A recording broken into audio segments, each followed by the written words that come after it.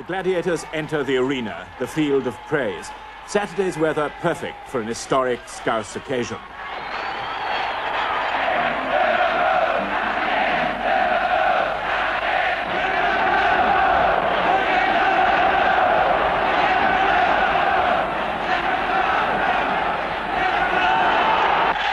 Liverpool, in red shirts, were playing before their own spectators for the last time this season. The desire to win was an agonised one. They would be the champions of England, and they wanted their own people to see them become so. They care so much about football. This season, over 2 million people on Merseyside have watched Liverpool or their neighbours Everton, last year's champions. But they don't behave like any other football crowd, especially not at one end of Anfield Ground on the Kop.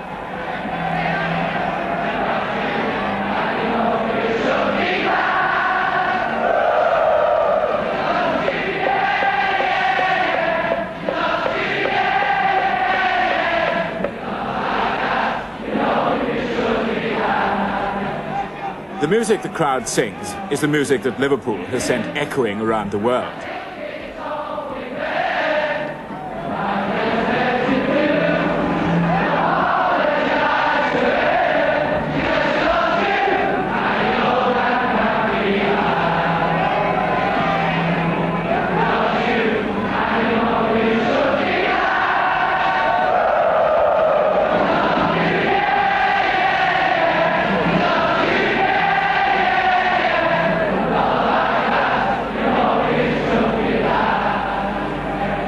It used to be thought that Welsh international rugby crowds were the most musical and passionate in the world.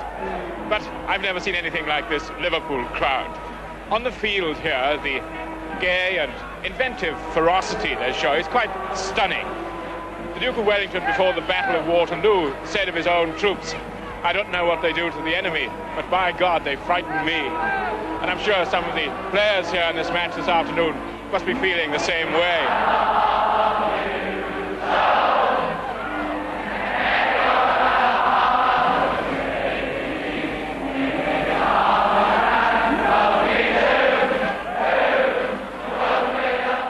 An anthropologist studying this Kop crowd would be introduced into as rich and mystifying a popular culture as in any South Sea island.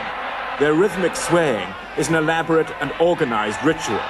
The 28,000 people on the Kop itself begin singing together. They seem to know intuitively when to begin. Throughout the match, they invent new words, usually within the framework of old Liverpool songs, to express adulatory, cruel or bawdy comments about the players or the police. But even then they begin singing these new words with one immediate, huge voice. They seem, mysteriously, to be in touch with one another, with Wacker, the spirit of Scouse. The spirit is good-humoured and generous when they're winning, but not necessarily when they're losing. On Saturday, they were certainly winning.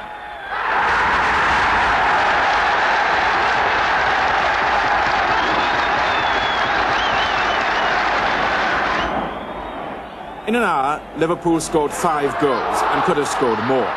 Their poor, sacrificial victims were Arsenal, Southerners.